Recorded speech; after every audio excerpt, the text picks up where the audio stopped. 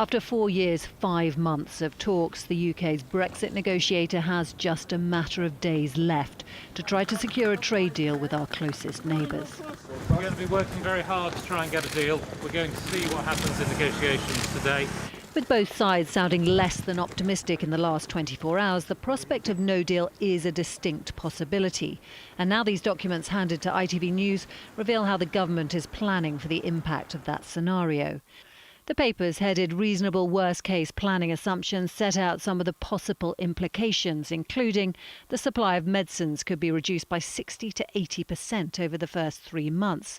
Food supplies, particularly of fresh produce, is likely to be disrupted.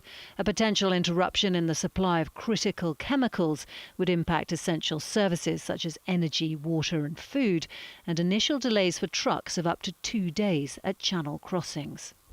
Speaking before the leak, this minister was bullish about the UK's ability to adapt to no deal.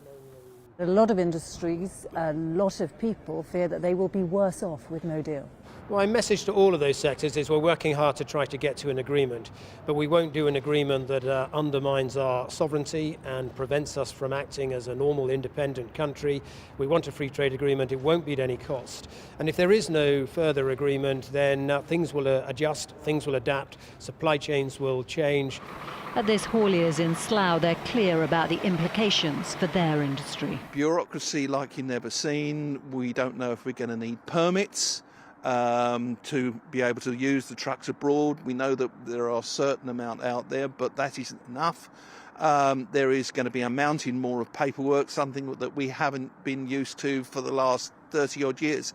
Tonight, a government spokesperson said of the documents, this is not a forecast or prediction of what will happen, but rather a stretching scenario. As the Prime Minister prepares for his next crunch conversation with the European Commission President tomorrow, it is an important insight into what the government believes could be at stake. Romilly Weeks, ITV News.